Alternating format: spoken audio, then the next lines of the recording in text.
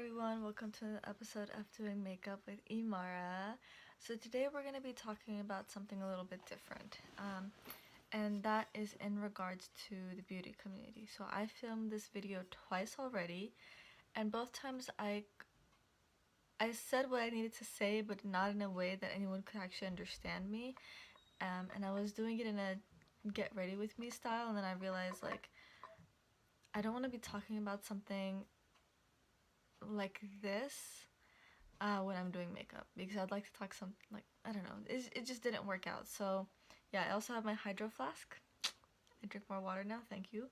Shout out to my friend Amna for getting this for me in my favorite color. I love green.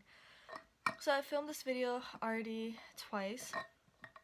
Hopefully this goes well. If not, oh well. Samantha Ravindal did a video about the beauty community.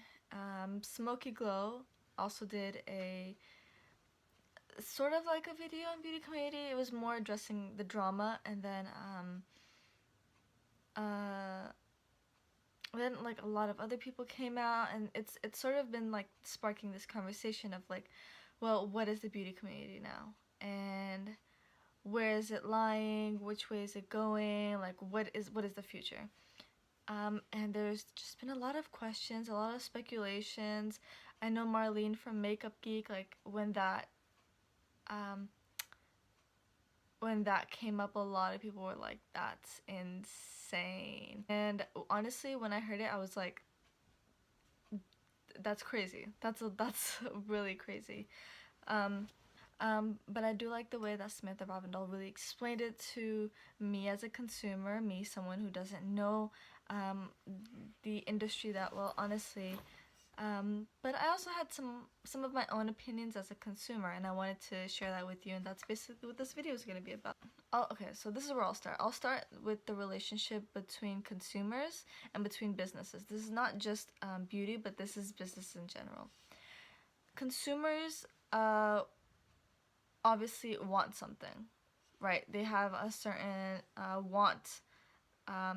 For example, let's say makeup, obviously, hair brushes, water bottles, hair care products. I'm looking around my room. Bed sheets, beds, stuff like that. Consumers want those things. Sometimes, you know, some of these things are necessities.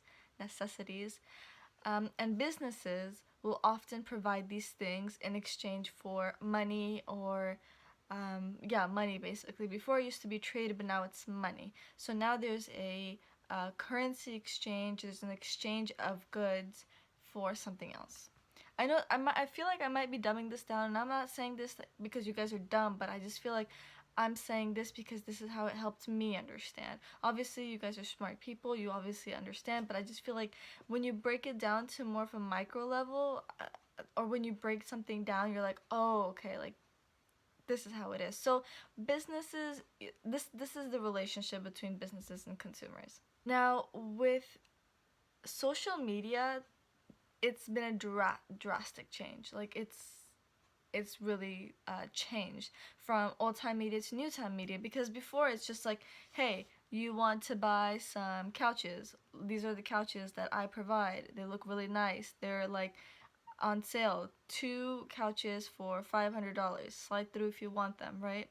Now it's like, hey, do you want to live your best dream, have the happiest time, and be with the coolest, nicest kids ever? Then you better buy a product, or else you are a 0 follower Instagram person. I was gonna say loser, but I feel like that's really mean. But basically a loser. Basically what it is now. Like, businesses have a much more intimate relationship with their consumers, because you can directly like tweet them, you can DM them, you can call them, email them, like, hey, like, what's up, like, you know, if they have teleoperators or whatever that's called. And so that relationship has come closer. Now with beauty influencers, this is how I think of them. Okay, let me step back real quick. I think about beauty influencers now as people who are doing something that they like and they are benefiting from it, like a job. It's basically their job. Beauty influencers, before I thought about this, I was like, oh, it's their job, but they're also doing this because we're friends. I know it's a little complicated, like the way I'm thinking about it, but um, I was sort of like blindly trusting, if that makes sense. Not saying that you shouldn't trust beauty influencers, but I was taking everything that they were saying as if it was like the truth, right? But what the reality is, beauty influencers are giving their opinions. They're not giving facts. And I feel like people often mistake that. Obviously, sometimes they are giving facts like, hey, this can carry 621 milliliters of whatever liquid you want it to carry, right? Water. Or, yeah, water. Uh, and that's like what they do, right? I can say, oh, I love this water bottle because it's like the color green and it just looks so pretty to me. Someone else might buy this product and be like, you know what, like, I don't like this shade of green, like, why does she like it? Like, she was lying to me. And that's I feel like something that consumers will often forget, is beauty influencers are giving their opinions, not facts. They're saying like, hey, like, this product works for me because I have this type of skin color. This product works best for me because I have this type of skin texture. That's what it is, and that's what the beauty community essentially was, and I want to stay still is. This is why I need water, because I can't speak. I feel like people often forget that beauty influencers also need to make a living. They also need to make money, and this is their way that they're making money. And there's nothing wrong with doing what you love and also benefiting. Oh my god, what am I saying? There's nothing wrong with doing what you love and also benefiting from it, you know? Also possibly having your friends and family benefiting from it. And 100%, if I had the opportunities that beauty influencers had, would I take them? Yes, I would. Beauty influencers are also a type of marketing strategy, right? Let's go back to let's just give some examples, not basics. What am I saying? A few ways are PR packages, sponsorships, brand trips, gifts like flowers, chocolates, happy birthday, happy anniversary, even get well soon cards, like reposting them on their social media, inviting them to launch parties, inviting them to social events. These are all ways that both beauty influencers are being benefited from in a way, and how these companies are being benefited. They're also being benefited from this, right? Because beauty influencers, they're on social media, so they're Snapchatting, Instagramming, putting it on Twitter, like, yo, like, look at this super cool thing that X brand gave to me. Like, that's really cool, right? And so now, as consumers, we have certain perception of this brand. Like, yo, like, this brand is cool. Like, yo, look at that. Like, she got flowers. That's cool. I don't get flowers. Why? This brand is obviously super cool and super nice to be giving people like flowers and Roombas. Like, I would love to get a Roomba. I'm just putting it out there. I would love to get one. But that's what it is. That there's a relationship between them where they're both benefiting from each other, right? As consumers, I feel like what's now being realized is we are we're being benefited, but now not as much as they are being benefited. I feel like consumers now are like, wow, like, this brand and this beauty influencer are super tight, and this beauty influencer has been saying a lot of good stuff about this brand. I'm sort of finding it a little questionable now. Like, why are they so buddy? Like, what's going on there? Are you guys lying to me? Like, that's literally what's going on right now. Like, oh, this beauty influencer is working too close to this brand, so they must be lying to me. Like, there must be some sort of exchange going on, because undisclosed sponsorships, basically. So now a lot of consumers are like, I don't know if I can trust this person's views, this person's opinions, or what they're saying about certain makeup products. And it's become it's it's it's become a big thing, because now almost every single one of beauty influencers are being screws I can't say the word, but scrutinized. Why can't I speak English? I don't understand this. I gotta YouTube this word. They're now like just basically all these YouTubers are, everyone has their eye on them. Like, you know, they're like, okay, but is this true? Because on July 15th of 2014, that you said that you didn't like this product, but now you're saying you do like this product. What's going on? I don't want to say that every single beauty influencer is good and you should trust them. And I'm not saying they're all bad and you shouldn't trust them. I'm saying, number one, time changes, people change. These are opinions, not facts. And I could hate a product one day and then realize, dang, I'm really applying this wrong, and love the product next day. Because things change.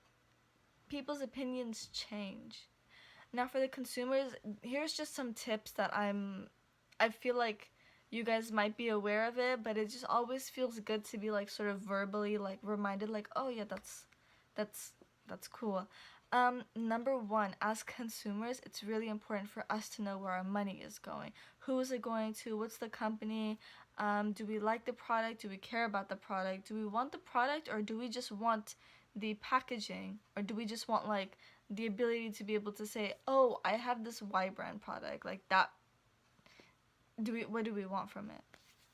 Number two, if a company is doing something you don't like, you do not support, you don't have to give them your money. You don't have to give them your money. So many dupes out there now for like mascaras, eyeliners, lip glosses, so many dupes. You can find a brand that you support, hopefully, that you support, and buy that dupe and buy that product, you know.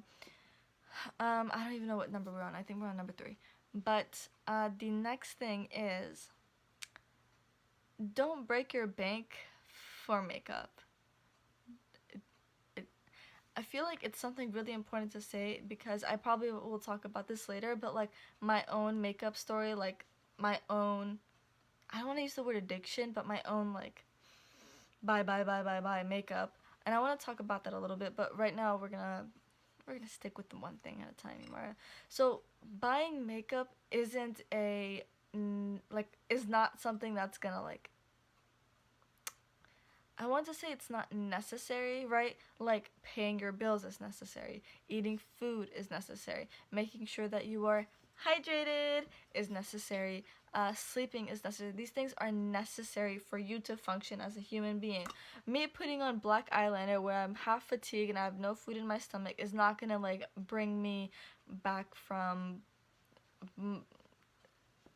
being unhealthy, basically. So as consumers, we have the power to change what brands give us. We have the power to be like, you know what, I don't like that you are doing X, Y, and Z. I don't like that I'm not being included in the shade range. I don't like that this is how you're promoting a product. Like, you couldn't even bring in someone with my skin tone to be showing my like foundation shade.